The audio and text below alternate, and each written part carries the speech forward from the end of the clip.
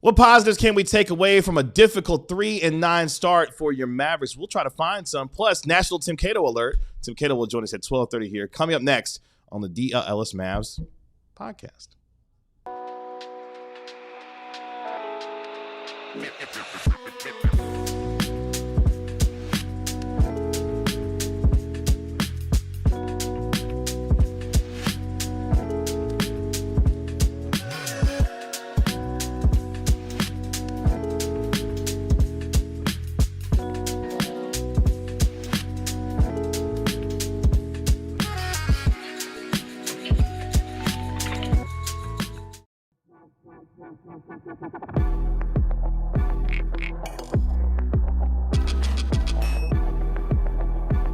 Welcome to the DLLS Mavs podcast, powered by Game Time and Michelob Ultra. Download the Game Time app, create an account, and use code DLLS for $20 off your first purchase.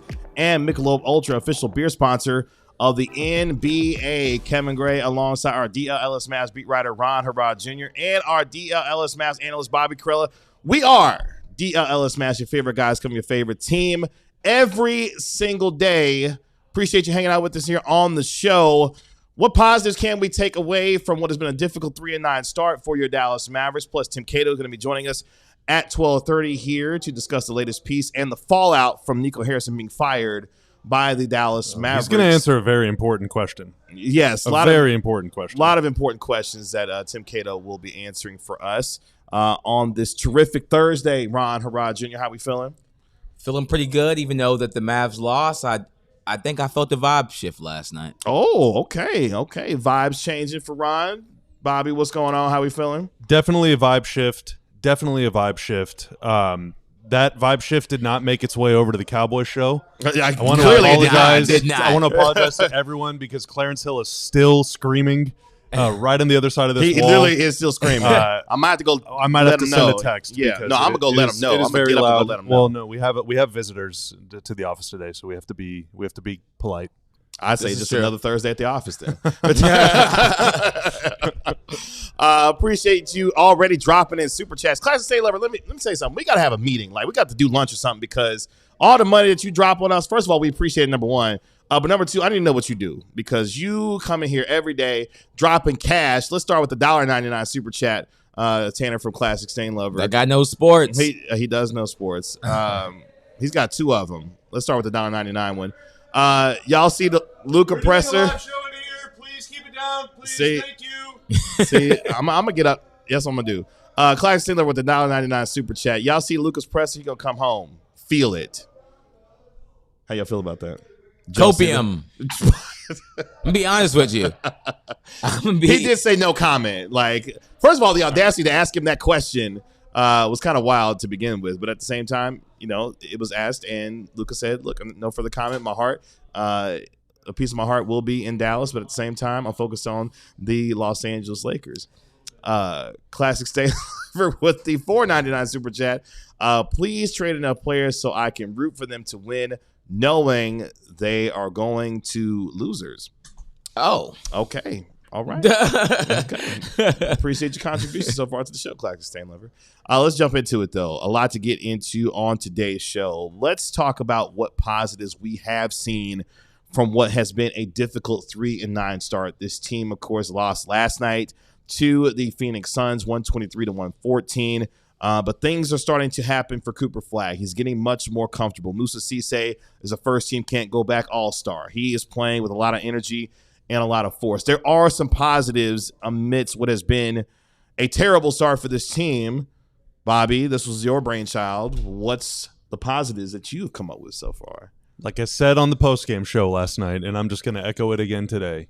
Cooper Flagg, Musa Cisse, Brandon Williams. That is the future core of the Dallas Mavericks. Oh, wait. Let's stop then. Who didn't you say? Who didn't you say among those players? A lot. They have 18 guys. You didn't Where's say Max Derek Christie? Lively for one. Oh, well, yeah, Derek Lively, obviously. I mean, he's the centerpiece, literally. It's Okay. the future lineup of the Dallas Mavericks. That's Brandon good recovery. Williams, Cooper Flagg, a small forward that they're going to draft, Musa Cisse at power forward, Derek Lively wow. at center. Wow. That is what we're trotting out next year. Bobby, where's Cormac? Where's Where's Max? Max Christie? All right, it's Brandon Williams, Max Christie, No, those three guys. And, Brandon. This team really, really, really needs playmaking. Yeah. And shot creation from the guard position specifically.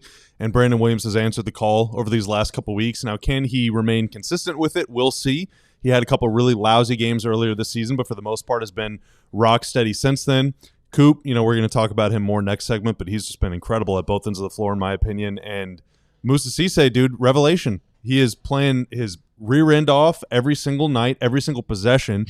Last night, even he made a big block and was giving the crowd like, hey, let's go. Yeah, I like that. He's an energy giver, and the Mavs for so long, and this is not to point the finger at the fans, but like very clearly there has not been a lot of energy in that building because of everything that's happened over the last 9 months, and now you have this guy that comes seemingly from out of nowhere that every single time he takes the floor, something wild is about to happen, probably 15 times until he comes and checks backs out or fouls out. Like what you did last night. They need guys to create energy from thin air, and Moussa Cisse does that. I love that guy. Leslie McCaslin told the story of his family and his journey to the NBA. He's got a bunch of siblings that live on the other side of the ocean, and his mother passed away. And so he's trying to provide for his family. He's trying to fulfill his dreams, but also like he has that pain in his heart that so many people can relate to. And so like he's such an easy player to root for, and he's so much fun to watch. I love that guy. Yeah, I mean, just a lot of energy, a hard worker. He's trying to get the crowd into it. The Mavs fans, kind of like Bobby said, were kind of checked out, it seemed like, for a while this season. How could they not be? But last game, even in the loss, you're going to see it in the story that I'm writing today, it just, even down 18, they just seemed to care more. Even they were just still cheering. They showed up. I just felt like it was a different energy. It's almost like the inside of the arena was just brighter. It just felt like that last night. And people like Moussa Cisse and Max Christie and Cooper Flagg and all these type of players that the team can cheer on are providing a lot of energy. And every time Cooper Flagg even does the smallest thing, I mean, the crowd erupts. So if I had to guess, he's probably he's the fan favorite of the Mavs fans at this point. This is going to be a compliment sandwich, but it is what it is. The positive, what we're feeling good about. So I'm sorry. What's the bad part? Get the bad part. It's no negativity November, Kevin. Well, I guess in that case, like, there's been a realistic recalibration of expectations around here. Like, all the folks who had said that this team was a championship contender was this and was that. I have been screaming from the rooftops, this is a gap year. And this team is going to figure out a way to not only win games, but at the same time stay afloat if they even want to make, the postseason. So that's on the one hand. The other hand is Cooper Flagg is going to be a hell of a basketball player. One of the things that I was most excited about coming into this year was watching his growth and development, to see game by game, week by week, month by month, what his game would look like and how that would improve. In the first 12 games, we see him get more comfortable, making reads, being able to get out in the open floor and finish in transition. I mean, one of the plays that I thought was really good last night that didn't even come to fruition, he's running the break. He sees Moussa Cisse down there in the dunker spot. Unfortunately, Cisse not paying attention, but he hits in with the pass, and unfortunately the pass goes out of bounds. But you could see the wheels and the things for him starting to slow down in terms of what he's seeing in the game to try to make his teammates better. He's always talked about, I want to impact the game in a number of different ways. He is doing that more and more often. Appreciate Taryn with the statistics that we got for Cooper Flagg so far this year. Over 15 points per game, nearly 7 rebounds per contest. But the game, even for him at 18, is starting to slow down for him. And the play that he had against Giannis the other night, just another indication that he's not afraid of the moment to go in and challenge guys. So for me, that is what is the biggest positive for me is that Cooper Flagg seems like he's going to be just fine when it comes to the totality of his career. Granted, he stays healthy, of course. When the thing that connects Coop and B. Will and Moussa Cisse, we got to come up with a nickname for him. Is it Moose? There's already a Moose in Dallas, Mikko Rantanen. So it's got to be something else. But we'll ask. Ron, next time you talk to him, can you ask him what's your nickname? Yeah, what's your nickname? Okay. Or maybe Basketball Reference has one. Maybe it does. But all three of those guys are just electric. They're just electric. In the open floor, Coop is he's so much fun, man. He's looking to score. He's looking to pass. He's making plays. He's getting chase down blocks. This team is a chase down block team. It is all Max Christie is making a chase down block every game. But Coop is just a freakishly competitive defender. Moussa Cisse is laying guys out, blocking shots, committing a ton of fouls, running the floor, dunking. It's so much fun. Brandon Williams is so quick. He had a really, really smooth finger roll last night finish. I mean, he's busting out all the tricks. And, you know, I hope that becomes the identity of the team. I want this team to be electric, dude. Like, even, you know, the 23-24 team finally picked up the pace a little bit. They were pretty fun to watch in transition. But for the most part, over the last 15, 20 years here, there's been a really slow-paced team across all area. Yeah, and it's just kind of tough watch, I'm be honest. They're going to score. They're going to make good. It's going to be good offense, and it's really like sort of, you know, thinking man's basketball. But like, it is also fun to just watch guys dive on the floor and like knock each other down. Mm-hmm. And the thing about it is, you know, ironically, I think this kind of just unhinged wheels off style actually really fits Clay's play style a lot. I'm so surprised he had such a good game last night. It's crazy because I actually think I kept saying that.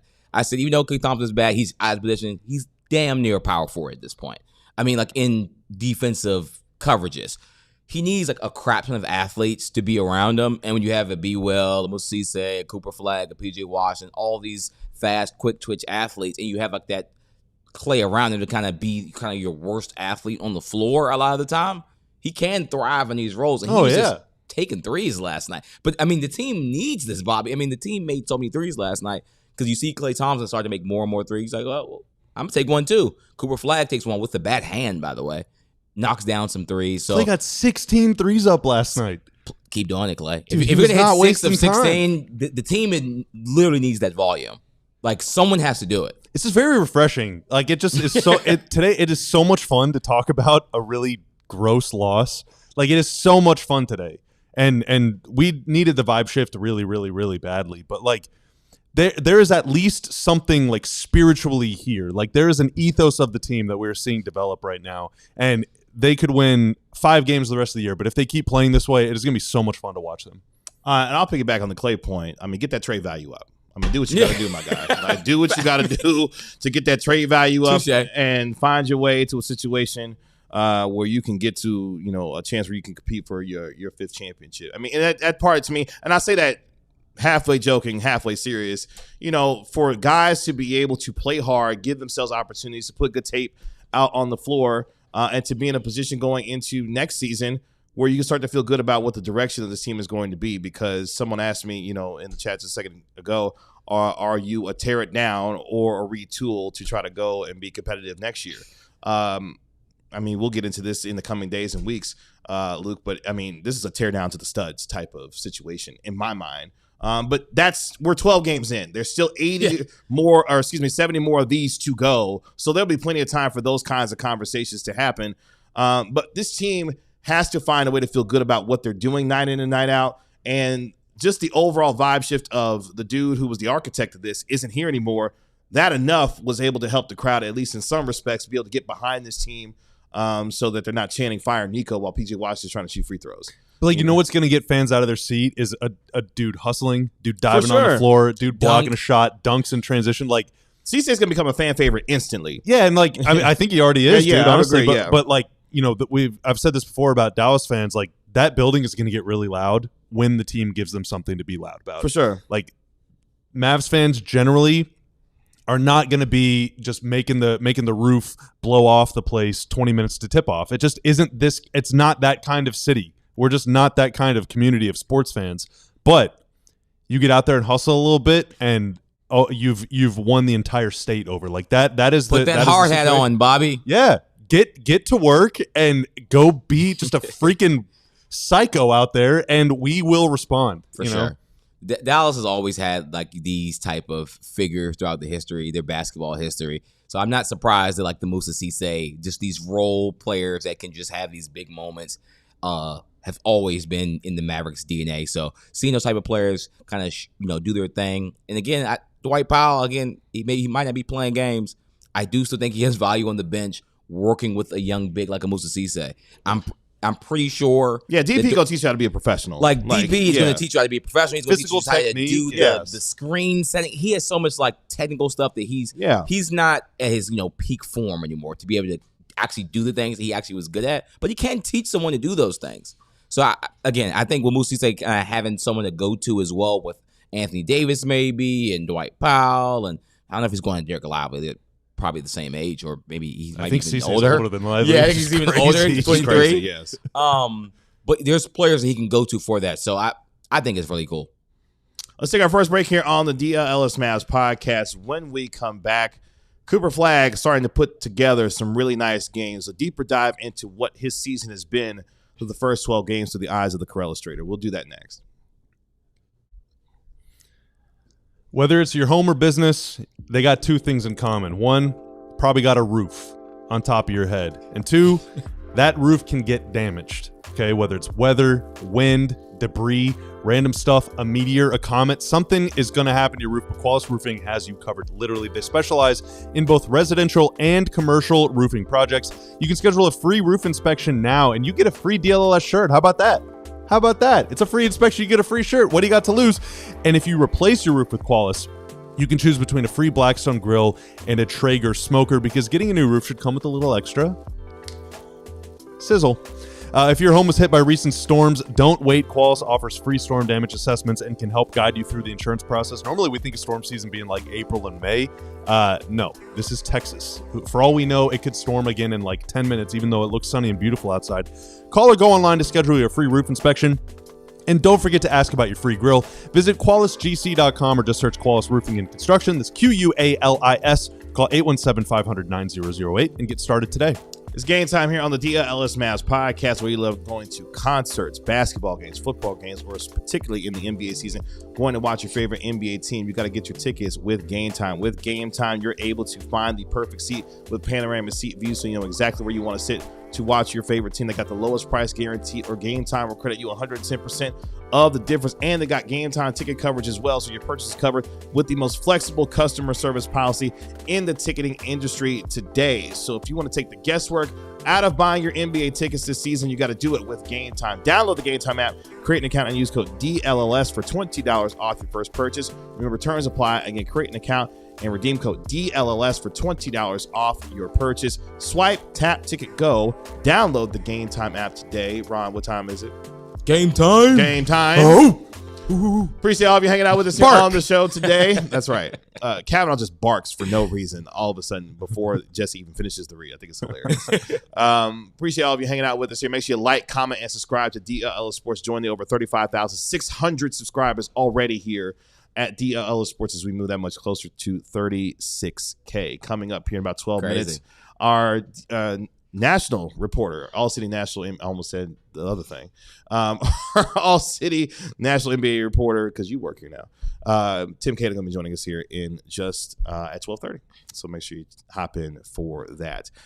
Cooper Flagg, though, starting to, what'd you say? No, I was reading a comment. Oh, you can't say something out loud and not say it in the mic now, because now I see what you're talking about. Cooper Flagg starting to put it together in his rookie year. 12 professional games, getting better each and every time he steps out on the floor. On Monday, had a career-high 26 points against Giannis and Milwaukee Bucks, going 9 of 15 from the field, starting to play much better and get comfortable, Bobby Carella, as Cooper Flagg starting to live up to the number one pick status that he had, obviously. Yeah, so I got a few stats for you. All right, number one, of all the players in the NBA, 22 of them have defended at least 35 isolations this season. Cooper Flagg is one of those, 22.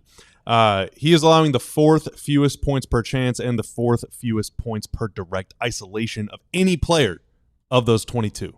He is shutting guys down. I put together a little video, a little highlight reel of some of those opportunities, and posted it over on at Bobby Carella. If you want to log on to the internet and go find me, you can see it. And then offensively, you know, he came into the league as like this defensive guy. That is how for the last 3 or 4 years, as he's been progressing through high school and through Duke, he was known as a defense-first prospect for whom offense would come later. Well, then all of a sudden at Duke, he averages, 19 points a game? It's like, all right, maybe he actually can just play offense right now. We've seen him take a huge step forward already in the league. So this season, there are 52 players that have taken at least 10 drives per game. So that's roughly 10% of the league has taken 10 drives per game. Of all of those guys, he is 23rd in field goal percentage on drives at 50.8%. So he's basically middle of the pack. Okay. So surely all of the good players in the league are better than him, and it's just all bums that are worse than him, right? Right? Right? Right. Right? Wrong! Here are some of the players that are shooting worse on drives to the rim. And remember, the first 2 or 3 games, he was like rough. 0 for 20 on Yeah, it was drives. rough. So since then, been much better. Here's a sample of the players that are shooting a lower percentage on drives to the rim than him. Pascal Siakam, Jalen Brunson, Cade Cunningham, Bucket. Kawhi Leonard, Bucket. James Harden, Bucket. Paolo Banchero, Bucket. Amen Thompson, Bucket. Zion Williamson, Bucket. Tyrese Maxey, Bucket. Franz Wagner, Josh Giddey. Like, these are some of the best players in the NBA. A lot of them play his position. A lot of them are his size. These between 6'6", 6'7" to 6'10", 6'11" guys. These big wings that are explosive, that have size and length and all that stuff. Oh yes, I didn't even need to do that. Let Flagg drive the basketball. That's what Bobby's trying to say. And the Maxey one surprises me because he's been scoring at an incredible rate this year. So the Maxey one kind of surprises me. But that's the thing, know, man. right? Like, but for Coop, like the first 2 weeks of the season, his left hand was just betraying him. For sure. And The now left he- hand's going in Now he's got now, a thing on his right hand, but he's got a bad left shoulder. So it's like his whole body hurts, and he's still finishing around the rim. And this is in an offense with very, very poor spacing and very poor shooting, and oftentimes a big lurking in the dunker spot. It's not like he's just getting these unimpeded drives to the basket. You think of some of the top players in the league, field goal percentage on drives, guys like Giannis. Well, Giannis, first off, is a freak of nature, but also they have really good spacing. They have a lot of shooting. Luka, another guy, similar to Coop's size. Coop's probably a little taller than Luka, but Luka plays in a much more sophisticated offensive system than the Mavs have right now. And so, it would not surprise me if at all, if in 3 to 5 years, by then Giannis is going to be really old, and I'm bummed thinking about NBA post Giannis, but Coop will be in those conversations. That 60 to 65+% on field goal percentage drives the rim. Like, I think he's just going to be an absolute freak of nature. But here's the big thing, all right, and then I'm going to shut up. So there has been times where he's had some low-scoring games, right? Did I actually say? I don't think so. Okay. Like his name. All right. So Flagg is a bucket, almost like a. Wow. He's had some stinkers. All right. I'm going to keep it real with you, but he's 18 years old. These are the first 12 games of his NBA career. So I decided to hop onto Basketball Reference, right? Ooh, do as I do. hop. My homepage. Don't act like you don't be on there all day, 24 hours a day. I He spend bounces on basketball. all day. Relax. Yeah, actually. Here are some notable players that came in the league at 18 years old, and here's what they averaged through their first 12 games. Giannis, in his first 12 games, 5.2 points, Scrub. 3 rebounds, 0.7 assists, 50% from the floor, in 15 minutes per game. He's no Flagg. Tracy Tracy McGrady, at 18 years old, first 12 games, 4.9 points, 3.2 rebounds, 0.8 assists, 43% from the field, 0% from 3 in 13 minutes a game. No Flagg. Kobe Bryant, 6 points per game, 1.2 boards, 0.5 assists, 45% from the field, 10 minutes per game. Even caught some DNPs before he made it to 12 games. Now, LeBron, the standard, obviously. He might just be the best player of all time, right?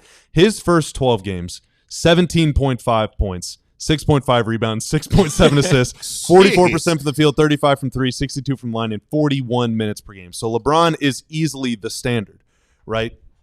And now it's really hard to kind of like recalibrate your understanding of what a good player is when for the last 3 or 4 years we've been watching Luka and Kyrie average 30 a game, 35 a game, whatever, and it's just like, oh my God, it's just everything is so easy. There's stuff in the stat sheet, and then all of a sudden now some teenager comes in and he is averaging, Coop this season, 15.1 points, 6.8 boards, 3.3 assists, 42% from the field, 29% from 3, 82% from the free throw line in 33 minutes a game. Look at that and say, man, that's kind of underwhelming. Because it sort of is compared to what Luka was doing, and but Luka didn't average really impressive numbers until he was already 20 years old. Coop's only 18. Think of what he'll be averaging in 2 months, or in 2 years, or in 10 years. So the journey, but before we start kind of freaking out about, well, okay, maybe he's not a good offensive player, he only had 9 points tonight, it's really important to remember that Kobe Bryant, who is one of the greatest players of all time, he finished with 35,000 career points or something. Yeah. And Giannis, who very likely will he might get to 30,000 points. He had a pretty slow He'll be start one of to the his top career, but 30 players of all time. yeah, easily one of the best players of all time. Were doing nothing when they were 18 years old. Nothing. And that's not their fault. That is not their fault at all. It's really hard to compete as an 18-year-old in a league where everyone else is 10 years older than you, But Coop is off to an unbelievable start. And so I would say don't try and hold him to the standard of players that are currently in the all NBA, conversations. Hold him to the standard of those players whenever they were rookies. And also, like, this has always been my philosophy with young NBA players. Like, I don't care about the efficiency. I want to see you try things, get numbers, play defense, try shots. What can you do on the court? Can you pass? Can you? I don't care if you turn the ball over. I just want to see like flashes of good play. Then as the years build on, then you'll see the percentages, the efficiency improve. I don't worry about rookie efficiency. The game's a lot faster, as rookies will tell you. The game's a lot more physical in the NBA, as rookies will tell you. Please don't get bogged down on the efficiency numbers for the 18, 19, even 20-year-olds. The funny part about all of this is the fact that he's doing this after starting the first 6 or 7 games completely out of position.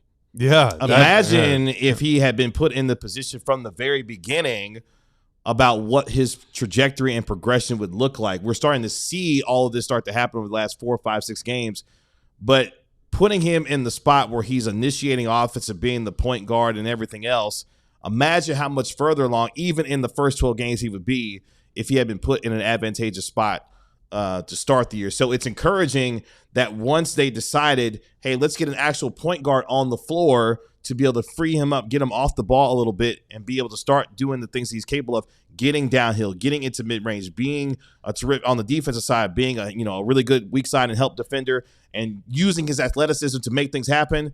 The game is slowing down for him. He's making plays in a number of different areas, but you didn't have the pressure. You don't have the pressure on him having to initiate and do the other things. It's very hard to come in as a rookie, as a point guard, to be able to adjust and transition to the NBA game. Imagine an 18-year-old playing out of position, having to learn and do all this on the fly when he shouldn't have been put in that spot to begin with. So that's really encouraging to me. It's like, well, damn, you should have had him playing in the spot where he should have been capable of, from the very beginning, but he's learning and getting all this figured out as he's going on. Yeah, no, sure. Danny does make a good point in the chat saying Coop has a year in college under his belt, whereas guys like LeBron, T-Mac, Giannis, Kobe, they all came right out of high school. The one difference, though, between Coop and those guys is Coop actually reclassified. So he only played 3 years of high school. So he was same thing, basically. Yeah, so he was in college. He does have college experience, college coaching, college resources, and also, being a pro now is way different than it was when Kobe or even LeBron were. I mean, it's 20 years ago. The resources that Coop has are just much, much better and more, kind of sophisticated than them. But he was in college as a high school senior, and now he's in the NBA as a college freshman. Right, he should be a freshman at Duke this year. So he's always been kind of one step ahead. So the physical demands and the emotional, psychological demands are just much different than even players in this, like the Conundrum Knipple. That's his official nickname on Wikipedia. The Conundrum, I think that's awesome. The Conundrum? Yeah, he turned 20 in August, so he's like a year and a half or so older than Coop. That's a year and a half of maturity, a year and a half of physical development, and all these things. So like, it's just I'm just really, really excited to see what Coop looks like in a year, and 10 years from now he's gonna be 28. Like, He'll be a really good player. He's already an amazing defender. So I mean, I think the offense will just come, will build slowly. He's getting more comfortable. Again, he's getting to the rim at already a pretty good level. I mean, to be average as a rookie means, again, if we're doing sliding scale, which you should do that for rookies, everybody, by the way, then he's outperforming kind of what the average player would be doing as a rookie. So I think he's one of the best drivers, on the team. Just keep getting more and more and more reps, and that will continue. That skill will continue to build. Exciting times for Cooper Flagg, being able to string together some really nice games, but you're seeing the basketball IQ. You're seeing all the things that we felt coming into this year that he would continue to grow and learn from, and now getting the reps and the experience. Game is starting to slow down for him, and I won't even say the sky's the limit, because, I mean, he is that damn good already at 18.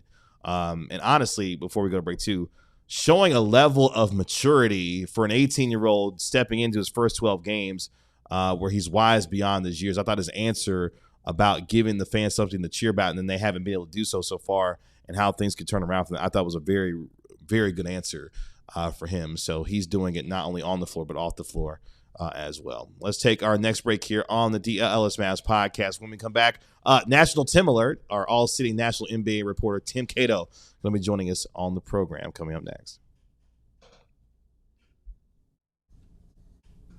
It's one thing to support long-term growth. It's another to go out and celebrate it. Thanks to all the amazing Dallas Stars fans who embrace long-term growth in all its feather glory, wearing the hat. I know, dang, Bobby doesn't have the hat with him. That Jeff Kavanaugh, I think, might have Jeff stole the hat from us, sadly. But our Main Street branch pop-up event was the ultimate celebration of PNC's reliable, responsible approach to long-term financial planning. Told through the lens of another amazing long-term investment, Epic Hockey Hair. Again, the hats are great. The mullets are great. It's a great event. I think all the orange colors and everything, it makes it just a really fun for this fall season. It's been really fun to see. Ooh, it's seasonal attire. A seasonal attire. It is orange. And we got to support the orange. So at the Main Street branch, fans had the chance to pick up their own Dallas Stars hockey hair hat, a limited edition Stars hat with Epic Hockey Hair coming out of the back. It was a reminder that the best things, whether it's a legendary flow or a strong financial plan, come to those who are patient and committed to the long run. Get your finances in order, everybody. Have you ever wanted to be a major league player? See your name on the back of your jersey? Share the dugout with the all-time greats? Well, we got good news. The Texas Rangers Fantasy Camp presented by National Car Rental is your opportunity to live out these dreams. Taking place January 7th to 11th at the Rangers Spring Training Facility in Surprise, Arizona. Rangers Fantasy Camp is the dream experience for any diehard Rangers fan. Across 5 unforgettable days, campers will be treated like a big leaguer. Custom Rangers uniform, professional grade equipment, access to full clubhouse amenities, post-game happy hours, the whole 9 yards. The best part, you'll enjoy hands-on guidance and encouragement from some of the best players to ever don a Rangers jersey, including Hall of Famers Ivan Pudge Rodriguez and DLS Sports' own Fergie Jenkins, with much more alumni announcements on the way. This is a once-in-a-lifetime opportunity, folks. You will not want to miss it. Spots are limited and going fast, so secure yours today at rangers.com/fantasycamp. Again, that is rangers.com/fantasycamp. National Tim Alerts here on the DLLS Mavs podcast. Thank you so much for joining us here. Make sure you like, comment, and subscribe to the video, and also do the same for our podcast. Just search DLLS Mavs wherever you get your podcast for free. Give it a 5-star rating and write a review for it while you're there. Let's bring in our All-City National NBA reporter. You can find him on X at Tim_Cato. He is, of course, Tim Cato. Tim, what's going on? Hello, friends. How are you guys today? Pretty Doing good, well. Tim. Good. As I was driving in, I was listening to The Right Time with Bomani Jones, one of my favorite podcasts to listen to. And he was recounting, obviously, what has happened over the last, couple of days with Nico Harrison getting fired. And he goes into a bit with his guest on the show, Shannon Penn. He says, "Hey, I want to talk to you about this link of talking about the Nico Harrison retrospective. This guy named Tim Cato, who writes for that website with ain't got no vowels in him." And I just laughed in my car because he's talking about you and of the website that you write for. But National Tim making his rounds nationally all over the place. Let's just get into it because, my gosh, Tim, the last 24, 36 hours have been kind of crazy around here with respect to Nico Harrison. Yeah. Where are you guys in the digestive cycle? Is this a cow situation where it's like, like the it gets digested for like I don't weeks really and feel like weeks and talking weeks? about any part of my digestive system, Tim. Yeah, I don't know where you're It's going with all that. weird. I don't know what you're trying to get at. We're feeling pretty good in here. We're positive, is what Bobby would say. Yes. I took my probiotics Trying to be this morning, so positive. I'm good there, I ate a guess. bowl of yogurt. Yeah, so I think we're good in that department. Yeah. Well, there is one vowel in the name of our website, alldlls.com. There's an A. It starts with an A. But yeah, obviously, Nico Harrison wanted the Mavericks to do it his way. The results finally caught up to him. That is a story that is in there. We can definitely talk about all of that. This all happened really fast. I know I was on the emergency podcast for a little bit there. You guys went much longer without me and stayed on and kept talking about everything. I know that you guys spent a lot of hours to this, but man, yeah, this happened so quickly. It was only it was Friday where I started to feel oh man, this really might be changing this soon, and matter of days until it was official. Tim, I don't want to give the whole game away right off the rip, but the sentence from the story that you wrote that's been discussed and bemoaned and made fun of and aggregated more than any is the report, the sourced rumor or whatever, I don't know what you call it, that Nico Harrison at one point had Jrue Holiday in the same tier of player as Nikola Jokic. Now, I do want to go on record and say I also think that was true in like 2012, but what, like, when was that the case? Was that the case like 2 weeks ago or 3 years ago, or and like what does, not only we know what it means, but like what does it actually say about kind of Nico Harrison's vision for the kind of players that matter in today's NBA? Yeah, there's a lot of reporting in that story. Certainly that was a sentence, but certainly every story, sometimes stories have sentences. Yes, that was a sentence. Certainly that was a sentence. Yeah, definitely. Yeah, but every story, sometimes there are sentences that kind of become bigger than the whole story, which, it's just, I guess, the reality of things. Yeah, I had a team source that a trusted team source that saw a document about Mavericks trade targets, and it was years ago. It was several years ago. It was early on in Nico Harrison's tenure. It was not like yesterday or last week or last season. But yeah, he according to the source, according to that document, and they were in equal tiers, which doesn't mean that one, tiers are famously not, a statement of which player is better. It's more about trade targets. But that was the report that I put out there. That was where that sentence came from. The reason it was brought up to me and really what the story was more focused about was how Nico Harrison, obviously, if you look back through his track record, trading Luka for AD didn't come out of nowhere. This is a general manager who has always had a focus on, two-way players. And I've said this on the podcast before. I've said this and believe this. I remember, in fact, when we were talking about Jrue Holiday, if you go back to that, it was just me and Bobby on the DLLS show over the summer. I remember we were talking about this, and this was something that I brought up. That I do think that there was a emphasis on two-way play and defense at the expense of playmaking and shot creation. Playmaking, really, I think is the emphasis here.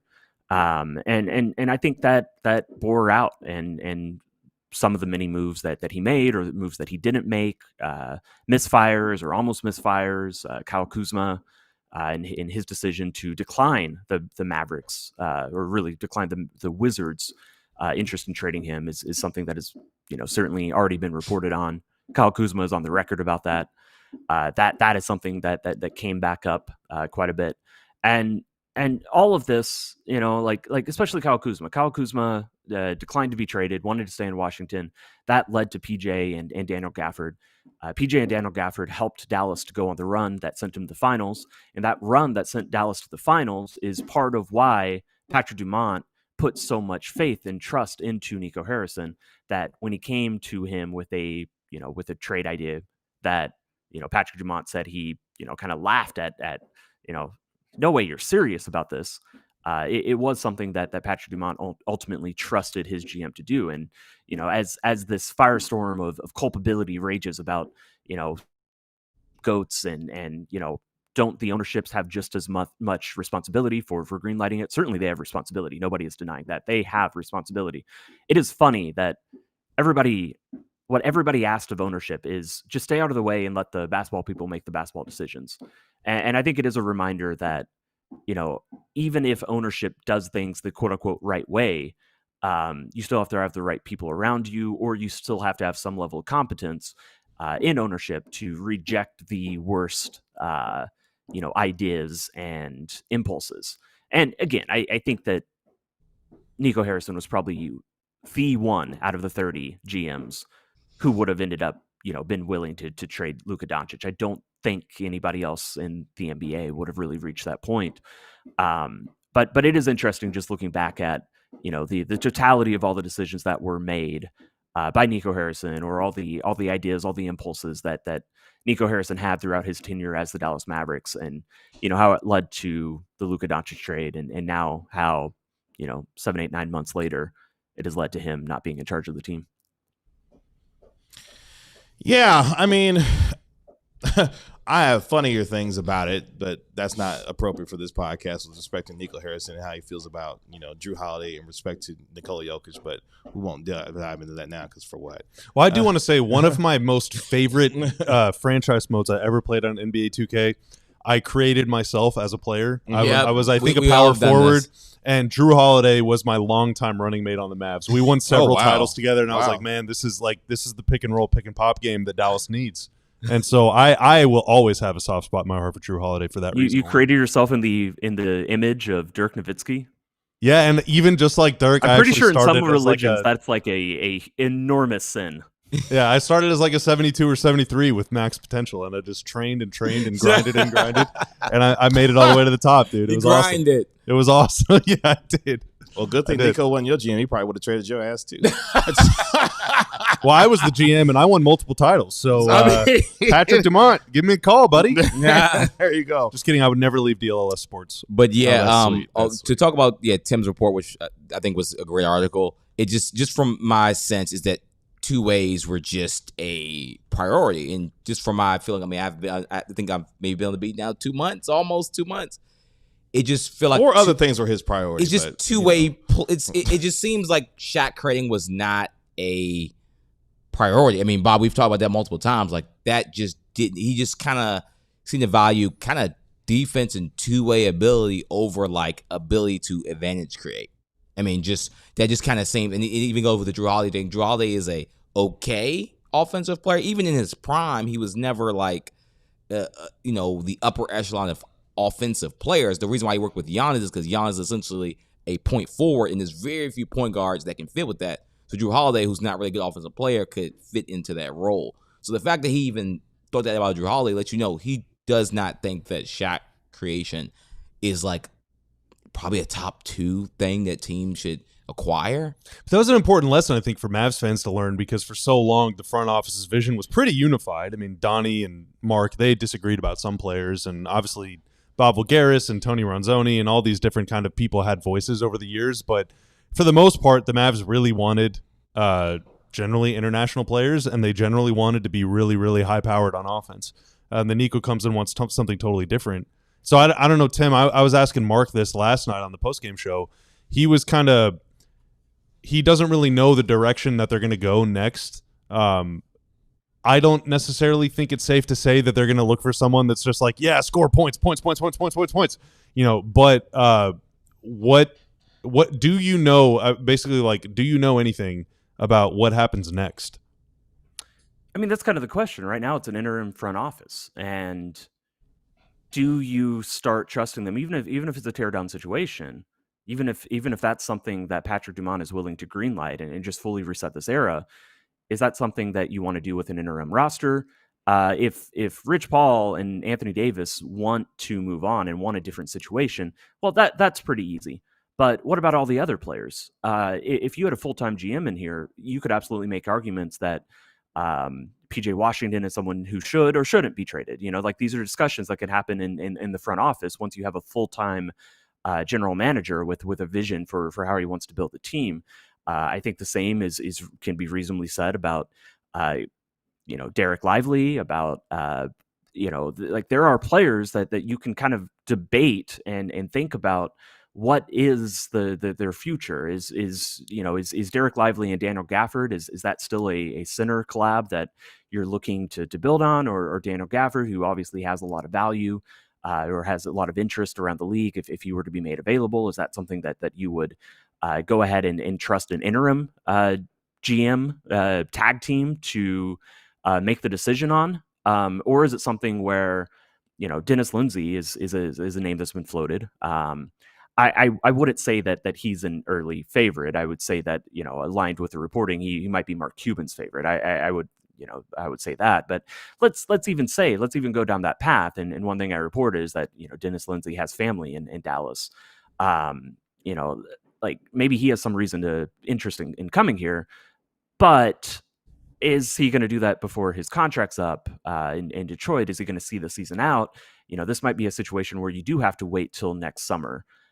So how much as an ownership group are you going to greenlight when, again, this ownership group, arguably their flaw is that they're too passive, that they put too much trust into their front office and into Nico Harrison.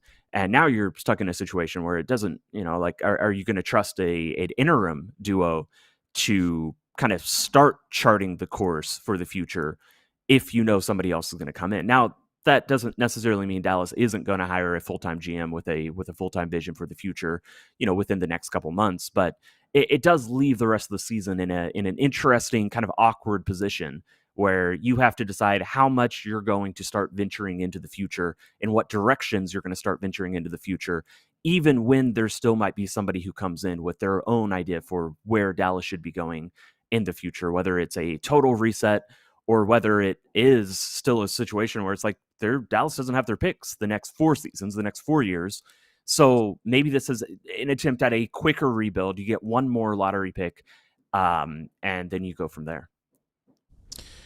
Tim, it's always good to see you. We appreciate your time as always. If you haven't already, go check it out. His latest piece detailing, I'll call it the Nico Harrison kind of retrospective and where we are and how we got here with respect to Nico Harrison being fired by this team. I want to say, Tim, but before you leave, can you give us your best mock trade? I'm just joking, Tim. I'm not putting you on the spot. I'm just joking. I'm just joking. That'll be for the next That'll be the Paul George idea is kind of pretty funny to me. That would be so that's funny. The only one that's really jumped out. Tim, appreciate the time, man. Good to talk to you. Absolutely. Good to see y'all. Bye, Tim. That's our All-City National NBA reporter, Tim Cato. You can find him on X at Tim_Cato. Let's take our final break here on our show today. And when we come back, John Wall getting things stirred up when it comes to Anthony Davis and this particular trade rumor. Love John Wall. We'll talk about what it is next.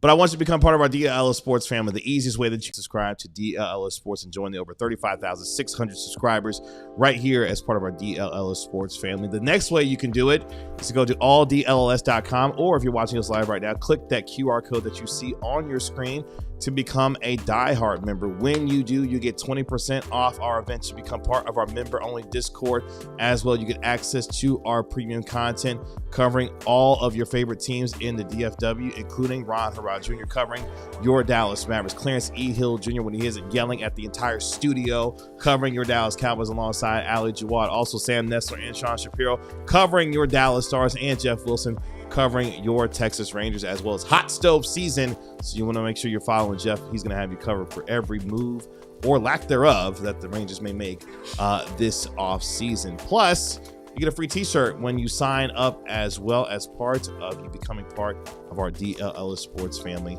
as well. And it's very easy. Again, click that QR code that you see on your screen or go to alldlls.com to become a diehard member. Today we've got a terrific collection of shirts, including our face-off collection celebrating the Dallas Stars, which you can find available at store.allcitynetwork.com as well, and celebrating this past year, Paige Beckers becoming the Rookie of the Year in the WNBA. In fact, WNBA Draft Lottery 10 days away. Could the Dallas Wings double up and get the number 1 pick again going into 2026? We'll find out in 10 days, so we can get Paige Becker some help around here as well. And make sure you check out. We'll be live that night too. Oh, wow. Erica and I going live. Emergency pod. Oh, wow. Let's calling it now. Wings are winning the lottery. That would be incredible. November's looking up, man. I mean, that would be incredible. Operation Draft AZ FUD. If the Wings get the number 1 pick. And the Mavericks. They need some shooting. Who cares? Let's go. Go to alldlls.com to become a diehard member today. Really appreciate it. Let's finish up here on our show today. Make sure you like, comment, and subscribe while you are here. We will be back tomorrow, as well as the Mavericks get back on the floor. They are on the practice floor today ahead of their second NBA Cup game tomorrow against the Los Angeles Clippers. They're going to be facing a banged-up Clippers team with no Kawhi Leonard, most likely, and Bradley Beal has been diagnosed with a fractured hip, so he is done for the entirety of the 25-26 season. So no Bradley Beal. Our our pregame show, will begin at 6:45 p.m. right here on DLLS Sports as the Mavericks try to get their first win on this current 4-game homestand. The direction and the future of this team could look very different in the coming days and weeks as we move toward the February trade deadline. And John Wall had some interesting things to say on Run It Back with respect to Anthony Davis and where he thinks he might land. Anthony Davis, of course, was born in Chicago, from Chicago, somehow became a Packers fan as the years have gone on. He actually explained that on Media Day why he is a Packers fan. Shout out to Randall Cobb, former Dallas Cowboy. But John Wall saying in so many words, in fact, I'll just read what he said, quote, today, that, quote, you've been hearing he wants to go back to Chicago and see what's going on. I think at this point, AD's probably done with it. I don't want to speak for him, but I think he probably wants to move forward, end quotes. That is John Wall today on Run It Back earlier this morning. Reaction, gentlemen?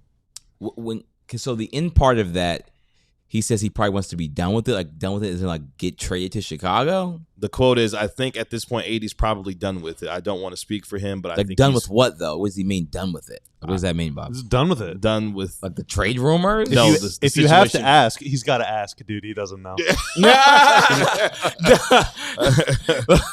I think he's talking about the situation here in Dallas. Look, John Wall's on my Mount Rushmore of favorite athletes of all time, so I won't speak bad on John Wall. That's right. He is a DMV legend. You are true DMVer. He is a DMV legend, and a Rose Bar legend as well. What is that? It's like a club in DC. Oh, okay. He's like James Harden in that way. Oh, okay. Okay. What's the scene like there? Is it pretty fun? No, it's definitely Rose Bar is one of the more legendary spots, quote unquote. How would you know? You're like 12. What you talking about? So, yeah, I've had my do they serve fun. Do they serve pizza and chicken tenders there? The wings good over there, James Harden in Houston as well. By the way, out the soda there is always the sparkling water is always. But look, Anthony Davis is from Chicago. Every athlete does not want to play where they're actually from. Kevin Durant has historically said, I do not want to play for the Washington Wizards. Not saying he did say that. I'm being honest. Like, he did say that. He's from the area. He did not want to go home. Like, he decided to go to the Golden State Warriors instead of playing with John, as he knows, and Bradley Beal. So every athlete does not want to go home. So if we're assuming that Anthony Davis wants to go home, sure. Could that be fun for him to go back to Chicago? Cool. The question is, like, what's in the package? I've seen some rumors about maybe Kobe White's in there, Vooch. Like, it has to be the salary has to match. They probably are going to have to get a third team. Anthony Davis is one of the 10 biggest salaries in the NBA. It's a very, very, very hard contract to trade. We'll see if he wants to go there. Hopefully, Chicago pays some picks because the Mavs sure need them, Bobby. They do, and that is like the conundrum, Nipple, that Mark Stein laid out last night. Is basically like, he is very, very, adamant that AD needs to play for a long time without getting hurt to make a team want to trade for him.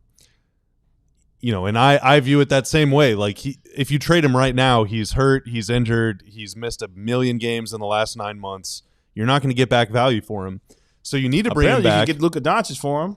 Well, sure, yeah. I mean, but you need to bring him back and get him playing games and get him looking good so that a team wants to give up what you would accept for him. The problem with that is, first off, it's a gamble because if he comes back, he could tear his Achilles, dude. Like, so we don't know about that. But let's even move past that. It unfortunately is only a matter of time before he or really any high-level basketball player gets hurt. Guys get hurt all the time. Yeah. So it's always a roll of the dice every time you send him out there. And if you do play him, if you're trying to rebuild, you run the risk of actually winning a bunch of games whenever he plays. And so it could screw up the tank. So it's like, it's a really, really, it's quite a pickle that they're in right now. I think he should just be low managed. Like, he's going to have to play games. They're not just going to be able to sit him out the whole time and trade him for good value. If they do sit him out, then you're going to have to probably take, 80 cents on the dollar? If that, dude. Like, if that. He makes so much money. He makes so much money. It's just, and not in like a bad way. Good for him. But no, it's just really hard to match salaries with $54 million. It's why Paul George, as we said earlier, it's still in Philadelphia. Not that he, when you make $50+ million in this league with the new first apron, second apron, the Mavs are also, by the way, like I think it was 1.3 or 1.4 million below the second apron, so they can't take more money on than they can send out, which also is a problem with a salary that big. it's really hard to trade that contract. And again, if Anthony Davis made $35 million, even without playing a game, it'd be a lot of buyers here. But the problem is that he's on, like, I think it's his third max of his career. So it's going to be a really hard contract to trade. But the Chicago Bulls, who started this season 5-0, I think are 1-5 in their last 6 games. So maybe they get a little desperate. Maybe AD comes back. He's a top 15 player when he's actually on the court. Maybe he like catfishes them. Like, oh, I'm really good, which he is a good player. But can he sustain that? So maybe he comes back, shows that. They get a little desperate. They want to sell some tickets. Boom. AD to Chicago. Well, I think that situation is also good because the Bulls have been so mid for so long. Like, they've just been like between 10 and 7. It's like the play-in tournament is sponsored by the Chicago Bulls. Like, they're just in it every single year. Yeah, and so even if you're the Bulls, right? It's Vooch and whatever. I don't even want to say Kobe White, but let's just say it's Vooch and Kobe White. Picks. Right? And then a pick or something. Like, you're probably not going to win the championship. Breaking news, right? But if AD's healthy, you're probably good enough to be a top 6 seed. You're probably good enough to win 45 games, 50 games, maybe, if you get real hot. And then who knows? Maybe you win a series or 2, and then you're the best Bulls team that there's been in more than 10 years. Like, there is some sort of value in that because the Bulls have been so bad for so long. Yeah, I think as we get deeper into this season, I mean, players who, sign deals in, the summer can start to be moved in December, obviously, move toward the February trade deadline. To me, and we'll get more into more detail as the months go on, for me, the direction is very clear in terms of what you have to do. It's much easier said than done given the situation they find themselves in, because it's tricky enough where if he plays and you start winning games, now you're messing up the quote-unquote organic tank. If he does play and gets hurt, now trade value plummets, but you've got to find a way to get him on the floor, manage him, and then be able to have him good enough to play to where teams will be attracted to eventually, move for him. And folks are not ready to get on this conversation yet, but I'm just going to rip the Band-Aid off because we need to get into that conversation too. I mean, Kyrie Irving need to be on the table too. So I disagree. Only if he wants. I'm not chopping that guy. I'm just not doing it. I don't think it's necessarily about chopping. It's about shopping. Sorry. Shopping is. I think it's about. I am not hacking and slashing Kyrie Irving. All right, he's safe. I think it's about doing right by Kyrie if he wants. In this. What if he wants to be here? I think he does want to probably be here, if I had to guess. I mean, financially, the contract isn't insane, right? Like he's making he's making $40+ million coming back eventually from a torn ACL in his mid-30s. That's tough for me to swallow, given what it feels like the direction of this team would need to go in without the control of your picks for the next 5 years. As much salary as you can shed reasonably to get yourself you're already running up against a second apron. Well, yeah, but that's why to me you're trading Gafford. If it's really a complete teardown, you're trading PJ, you're trading Caleb, and doing what you got to do. Yeah, and I'm not saying that you do that right now, but it should not be Najee not on the table. Like, if you're looking at all options, to me, and I know it's tough because Kyrie has been fantastic here in a Mavericks uniform, but if you're going to embrace it, you've got to embrace all of it, and nothing should be on. The only person that should not be on the table is Cooper Flagg, in my humble opinion. But I get it. Kyrie's a fan favorite. He's been fantastic here. He's turned himself into a model citizen in terms of what he has meant to this team and this community. But at the same time, these are the tough decisions that these gentlemen are going to have to make over the coming days and weeks. And maybe you wait until the summer where he's fully healthy and clear, and then you potentially move him then to where he could stay, for the Mavericks this year and be able to see him play some. But to me, it depends though, because what if the Mavs stink this year and Kyrie takes it easy, or rehab takes long, whatever, he doesn't play, they get the first pick or third pick or something in the draft, they get some stud, and then for Kyrie, it's like, okay, you're going into next season, you're able to make a couple trades, move the pieces around a little bit, and you're able to field a team that could make a run at the playoffs next year. With it's kind of Kyrie's second chance at the Boston situation with Tatum and Brown. And let's be honest, that one didn't go very well, but Kyrie's a different person now. And maybe he would say, I embrace the challenge of being the veteran leader, the old head on a team with Coop and Derek Lively and, DeBonsa or whoever. And, you trade AD, you trade some other guys, you get some younger players in here, some picks, you're able to make a move. And all of a sudden it's like, yeah, why can't the Mavs be 8th again next season? I mean, you still don't have a realistic chance to win a championship. You're talking about being 8th? Sure, yeah. I mean, they're not going to win a title no matter what they do. Yeah, I mean, the next. But it's For you a know, couple years, if it's Kyrie for another year and then it's an expiring deal, and if he wants to leave, then you can. I mean, I don't know. I'm letting Kyrie choose his path here. Yeah, he's earned that. I think I know it's tough. Like folks, like Kevin, shut up. Like I get it. Like it's tough. I get it. Like I've talked professionally for a living, so I can't necessarily do that. But I get it. It's a tough conversation to have. But again, it's not on the table. We've seen over the last 9 months, nothing is out of the realm of possibility in this league anymore. So again, I'm not necessarily in the camp of doing and trading Kyrie Irving right now at all. Trust me, I'm not in that camp. I'm just saying that it has to be a discussion realistically that the organization has. And that is what it is. And I did talk to Bobby Marks, which you all should read the article, by the way. And when asked about Anthony Davis, he says, I say, like, can they trade Anthony Davis? He said no, not until he gets on the court. And this is the cap specialist guru around the league. And he said every player is essentially on the table besides Flagg. So there you go.